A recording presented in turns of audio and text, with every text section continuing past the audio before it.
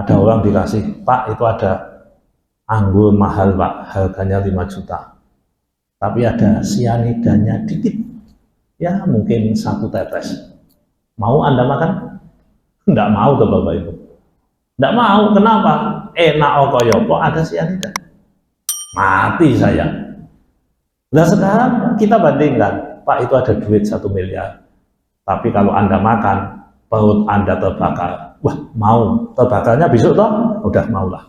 Tidak apa-apa. Ini kadang kita itu begitu. Nah, saya sok ben, oke lah. Nanti ada kesempatan tobat enggak Pak? Ada, ya udah saya makan dulu, nanti habis itu tobat. Enak kali Bang ini. Ya.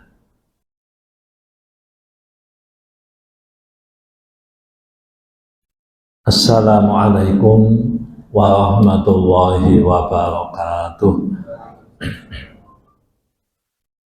A'udzu billahi minasyaitonir rajim. Bismillahirrahmanirrahim. Alhamdulillahi rabbil alamin wa bihi nasta'inu ala umurid dunya waddin. Wassalatu wassalamu ala asyrafil mursalin sayyidina wa maulana Muhammadin wa ala alihi wa sahbihi ajma'in. Rabbi shrah li sadri wa yassir li amri wahlul 'uqdatam min lisani yafqahu qawli, amma ba'd.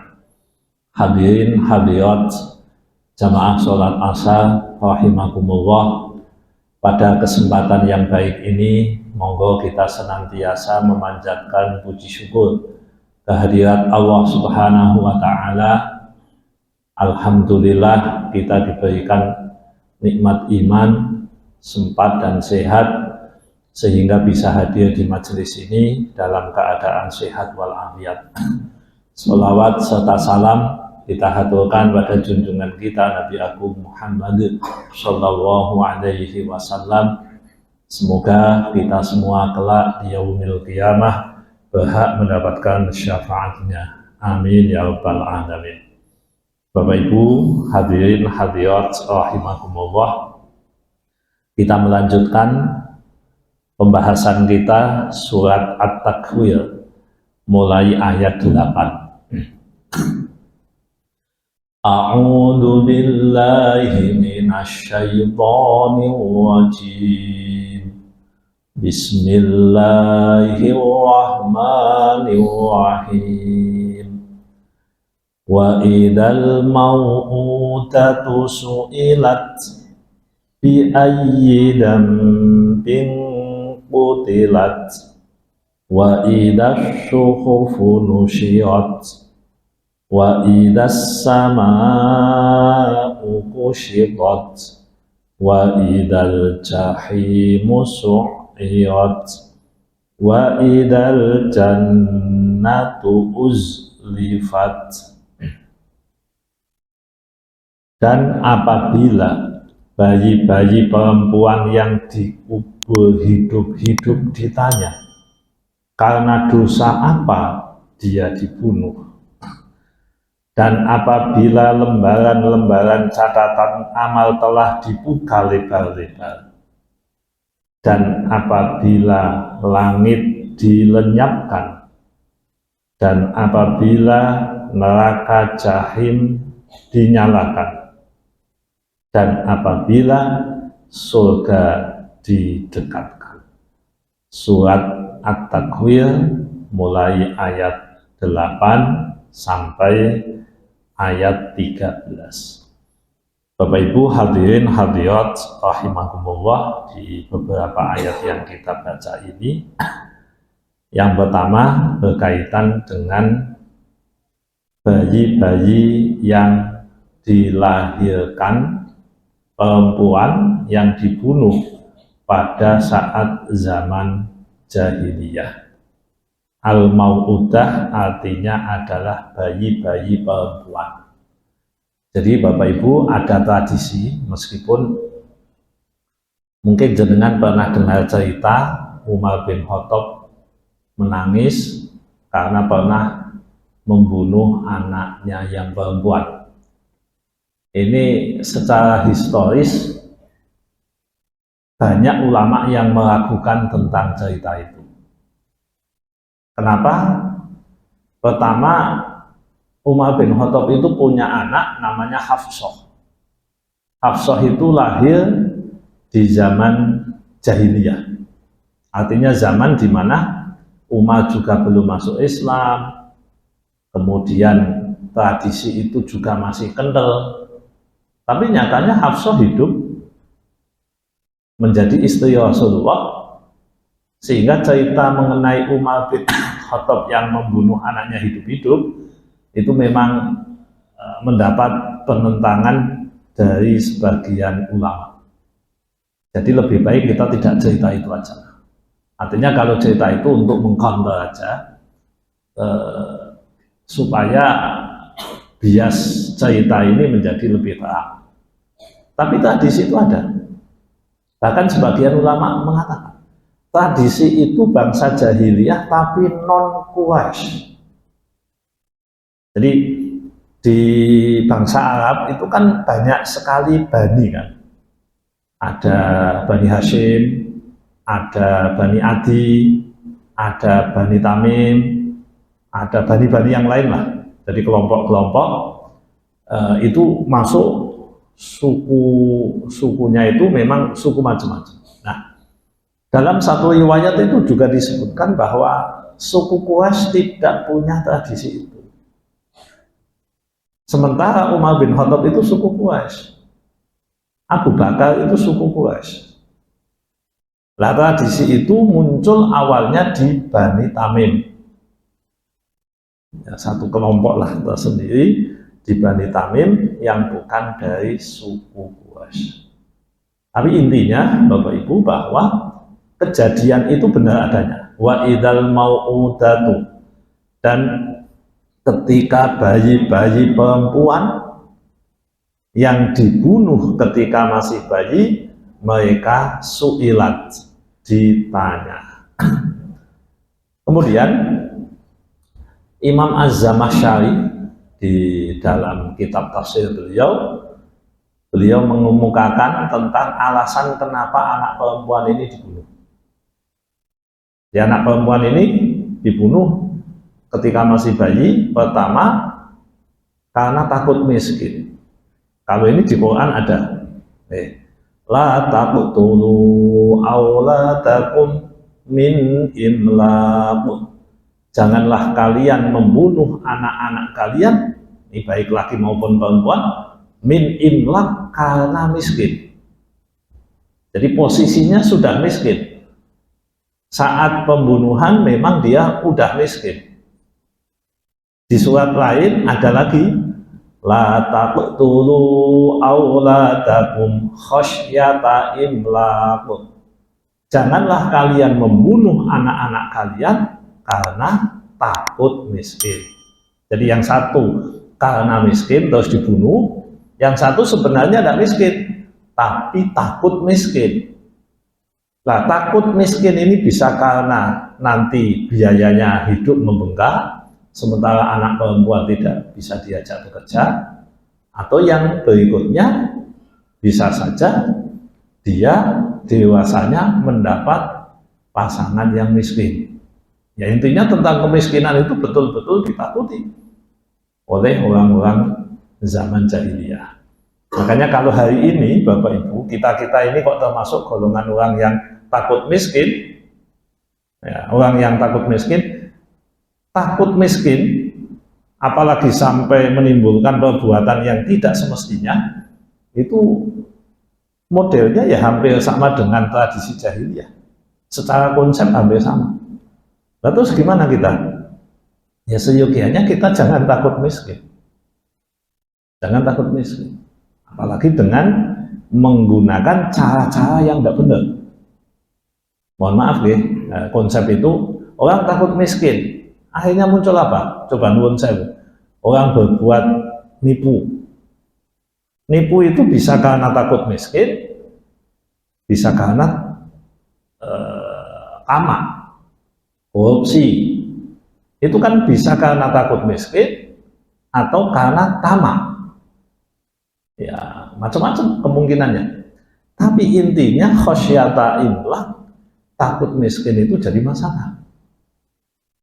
Dulu waktu rame-ramenya penyuluh KB, PLKB, penyuluh lapangan yang urusan BKKBN, ini di kampung-kampung itu kan sering terjadi perdebatan antara mohon maaf ya dalam konteks penggunaan kontrasepsi di dalam Islam.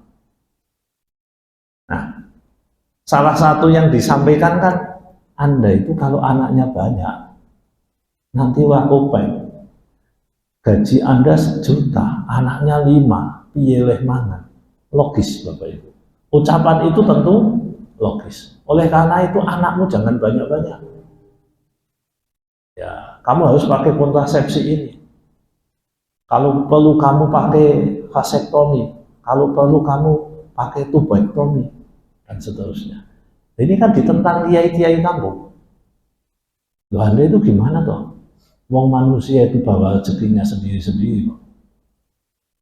Tapi coba kita hitung, kalau gaji Anda 1 juta, anak Anda 5, miskin Anda. Terus, ya berarti jangan punya anak, atau anaknya dijarakkan, atau anaknya ini. Sehingga ada penengah. Ini ceritanya awalnya itu banyak kiai yang mengatakan yang namanya kontrasepsi itu haram. Nah, kemudian ada kiai-kiai yang lebih moderat menengah ini. Terus gini aja, kalau jenengan memang mau menggunakan alat kontrasepsi, tapi satu yang paling penting, jangan pernah Anda itu takut miskin karena punya anak. Karena secara keimanan Anda bermasalah. Meskipun menurut logika yang dibangun itu tidak punya masalah, iya. Tapi secara keimanan Anda bermasalah. Nah, ini kan harus dikompromikan di zaman seperti saat ini, Bapak Ibu.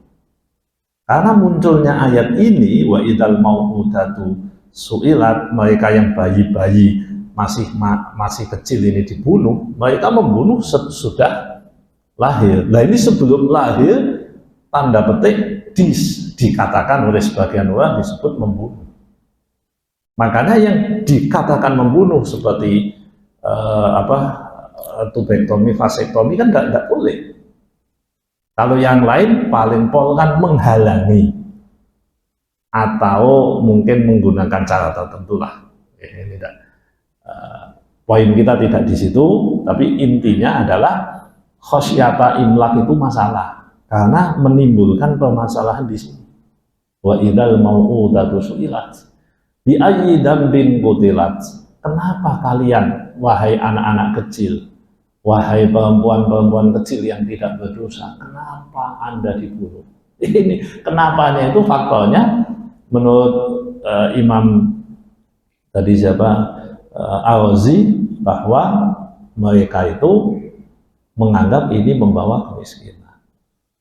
Belum lagi Bapak Ibu, ada mitos pada masa itu yang menganggap bahwa anak perempuan itu membawa sial. Makanya Nabi itu mati-matian menyampaikan kepada masyarakat, kalian itu jangan percaya shofar itu bawa sial. Sampean jangan percaya bahwa ini bawa sial. Sehingga Nabi itu masif sekali untuk mengingatkan. Jangan menggunakan undian. Walaupun undian pakai anak panah itu sudah dilakukan. Bahkan ketika Nabi hijrah Rasulullah hijrah itu beliau bersama dengan Abu Bakar. 3 hari beliau nginap di mana? Di Gua Sur ya. Nah, di Gua Sur. Nah, ketika 3 hari nginap, kemudian singkat cerita beliau keluar, perjalanannya lewat di pinggir pantai. Jadi mungkin lewat Jeddah ya, saya tidak tahu ini pantainya yang mana. Lewat pinggir pantai, terus informasinya bocor sampai ke Mekah. Lalu ada orang yang mengatakan, sayembaranya begini, siapa yang bisa membunuh Muhammad dan Abu Bakar atau membawa dia hidup-hidup, maka akan diberikan hadiah sekian. nggak ada jenenge surokoh.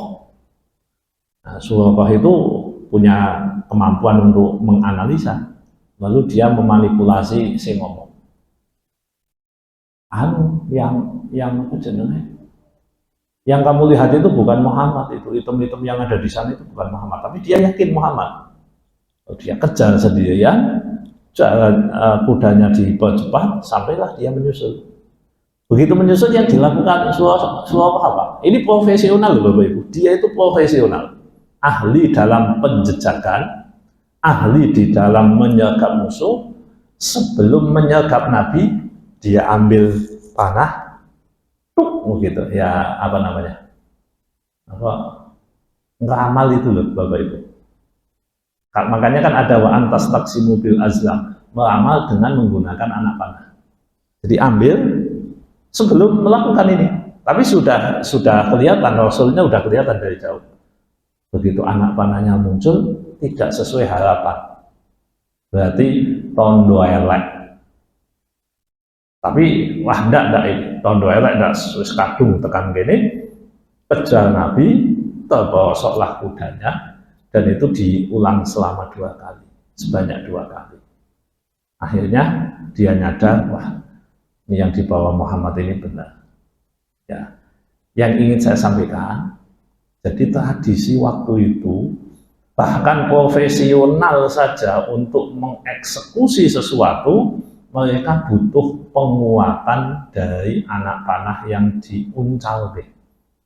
Namanya tastaqsimu bil azlam.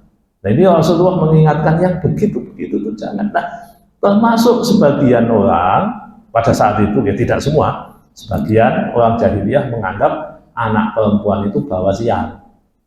Nah kalau bawa sial kan daripada bawa sial kemana-mana kan mending dibunuh aja. Nah jawaban-jawaban itu nanti akan beragam di akhirat ketika ayat ini muncul nanti. Wa idal mau'udatu su'ilat, dan ketika bayi-bayi perempuan yang baru lahir ditanya, bi ayyi dzambin qutilat, kenapa kamu kok dibunuh? Ya, jadi jangan sampai seperti itu. Kita ini logik harus, iman harus. Jadi dengan logika, kalkulasi matematik, anak saya seperti ini kalkulasi matematik monggo dipakai. Tapi ingat, kita itu muslim, kita itu mukmin. Untuk urusan rezeki itu ada yang di luar logika. Nah ini yang kemudian termasuk urusan anak, biar kita jangan sampai merasa dengan anak ini kita jadi berat. Di Quran itu ada ayat Bapak Ibu, kewajiban bagi orang tua di juz 2. Ayatnya bagaimana ya?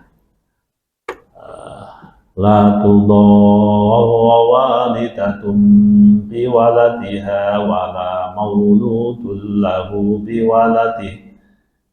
waladihi wa 'alal warithi mithlu dzalik. Itu ada di juz 2 kayaknya.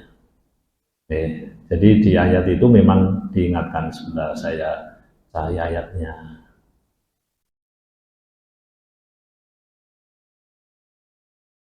Di surat Al-Baqarah ayat 233. Saya bacakan terjemahnya. Dan ibu-ibu hendaklah menyusui anak-anaknya selama 2 tahun bagi yang ingin menyusui secara sempurna. Jadi ibu-ibu dianjurkan menyusui anaknya 2 tahun. Dan kewajiban ayah menanggung nafkah dan pakaian mereka dengan cara yang patut. Seseorang tidak dibebani lebih dari kesanggupannya. Nah, titik poin kita di sini. Janganlah seorang ibu menderita karena anaknya. Dan jangan pula seorang ayah menderita karena anaknya. Ini kata kunci loh Bapak Ibu. Kalau kita mukmin di sini. Jadi biaya anak, kemudian yang diwajibkan oleh Allah kepada orang tua, jangan sampai keucap, wah anak ini enggak ke duit. Nah, jangan sampai, karena sudah diingatkan. Jenengan mangke saged ngecek ya Mbak, ada di Al-Baqarah ayat berapa tadi? 233, juz 2.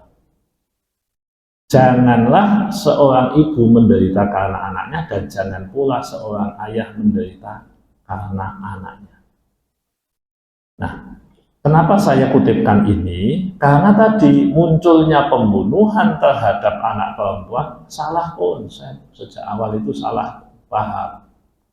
Nah, makanya kita diluruskan, anakmu itu, bahasa orang tua dulu kita itu, anakmu nggawa rezeki dewi-dewi. Rezeki anakmu itu ada sendiri, kamu hanya dititipi. Cuma ini kan di konsep modern sudah banyak yang diabaikan, sehingga kita sebagai mukmin harus menghidupkan pemikiran ini lagi. Ya, saya tahu bagaimana orang belajar tentang finansial, orang belajar tentang kebutuhan hidup, lalu kalkulasi matematiknya, ya silahkan itu dipelajari sebagai penguat diri kita. Tapi iman jangan dilepas. Iman jangan dilepas. Allah itu di Quran berkali-kali mengatakan, Allahu yabsutu rizqa liman yasha. Allah meluaskan rezeki bagi siapa yang dikehendaki. Allahu yabsutu rizqa liman yasha wa yaqdir, dan juga Allah bisa saja menyempitkan. Nah, dan ini bukan faktor anak-anak rezeki ini dewi-dewi. Ini mohon untuk dijadikan panduan bagi kita semua, supaya kita meskipun tidak membunuh anaknya, tapi konsep berpikirnya hampir sama, ya jangan. Itu ayat 8 dan 9. Lanjut. Wa idza suhufu nusyirat, dan apabila lembaran-lembaran catatan amal telah dibuka lebar-lebar. Nah, kita bahas mengenai catatan, Bapak Ibu. Saat ini saya panjenengan itu berbuat dan dicatat. Berbuat dan dicatat. Kita ngaji ya dicatat oleh malaikat bagian pencatat. Kita maksiat ya dicatat. Semuanya dicatat. Begitu kita mati, buku catatan ditutup. Meskipun masih menerima pemberian dari orang lain. Jadi buku catatannya ditutup, malaikat yang tadi sudah bagian nulisi selesai, ya nanti tinggal nunggu kalau ada transferan saja. Orang mati ada transferan itu masuk, tapi dia sendiri catatannya sudah tidak ada, ditutup. Begitu nanti manusia dibangkitkan di alam akhirat, nusyirat. Wa idas suhufu nusyirat, dan apabila catatan amal telah dibuka lebar-lebar. Jadi nanti dibuka Bapak Ibu catatan. Nah, ini yang dimaksud dibuka itu ya diperlihatkan kepada kita semua. Amalan kita nanti akan diperlihatkan. Kita bisa bayangkan Bapak Ibu. Kemarin itu ada yang cerita gini. Saya itu tahu anak-anak hafal bacaan sholat. Mulai takbiratul ihram, iftitah, Fatihah. Begitu dites Bapak Ibu. Ayo sekarang maju, praktek sholat, dilihat teman-temanmu, tunggoni kalau guru nih. Apa yang terjadi? Ngedek, blank apalane. Apa yang ada di situ tuh blank. Ditanya, loh, kenapa? Kamu kok tadi sudah lancar, kenapa sekarang tidak lancar? Saya blank, grogi. sing ngadepi gurune kanca-kancane. Bayangkan kalau nanti kita itu yang nanya malaikat mungkar nakir. Apa ndak grogi Bapak Ibu? Lawang kita ini kadang dihadapi auditor wis abang iya enggak? Coba si fulan dipanggil oleh KPK. Wah, iso tuh Bapak Ibu. Setinggi apapun jabatannya wis ndredeg piye carane. Padahal lu ditakoni. Iku kayak KPK. Mungkin dipanggil kejaksaan, dipanggil penyidik. Wah, sudah ada balas Bapak Ibu. Status si saksi dengan tersangka itu kan selisih dikit. Bayangkan, kalau itu yang terjadi, takut.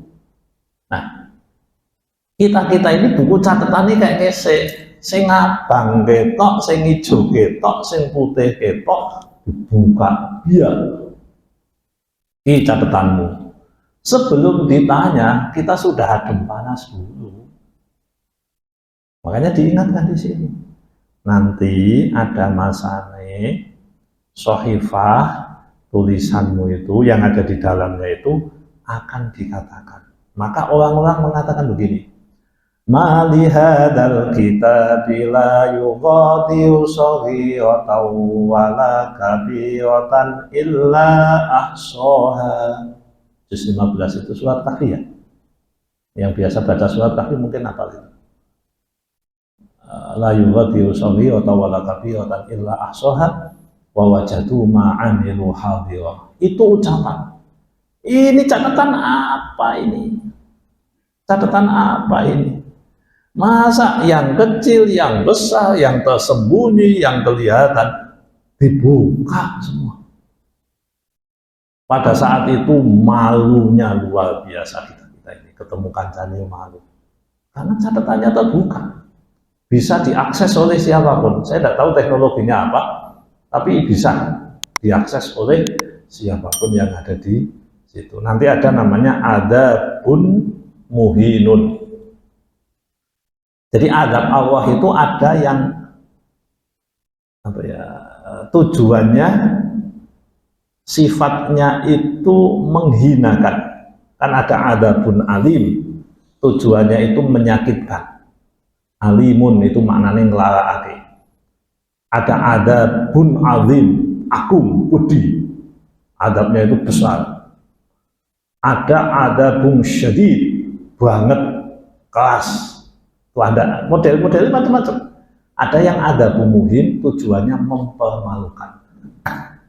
Ada nanti saat-saat di mana manusia itu dipermalukan amalannya sendiri. Nah ini saat wa idza suhufu nusyirat, ketika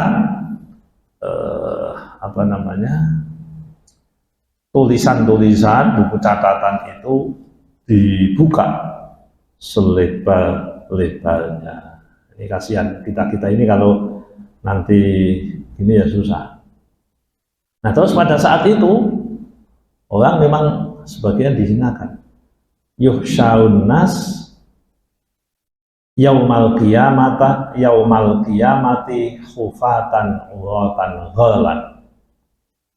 Nanti manusia dibangkitkan pada hari kiamat dalam keadaan tidak bersendal, tidak berpakaian, dan tidak khitan. Sampai-sampai Aisyah nanya, lah itu laki-laki perempuan jadi satu? Ya, apa isim? Dia sudah bingung melihat catatannya sendiri. Delok catatannya wis lali kabeh. Fokusnya ke catatan. Maka dia tidak peduli yang ada di sekeliling. Udah tidak. Kalau pengen nyontok ini ya coba aja tanya sama, mohon maaf, ibu-ibu yang melahirkan. Isin mboten lara, wis ora kelingan yang lain. Yang dia pikir sakit. Di manusia itu kan kalau fokusnya pindah, maka yang lain itu kan jadi terabaikan. Nah, ini Bapak Ibu, kita suatu saat nanti akan mengalami fase itu. Wa idza suhufu nusyirat. Wa idza samaa'u kushitat. Ketika langit di apa ya, dilenyapkan ya. Jadi kiamat kan sudah jelas nih, langitnya di awal sudah sampaikan, itu sama syaqqat, ketika langit terbelah. Ini udah nanti hilang, langit udah tidak ada.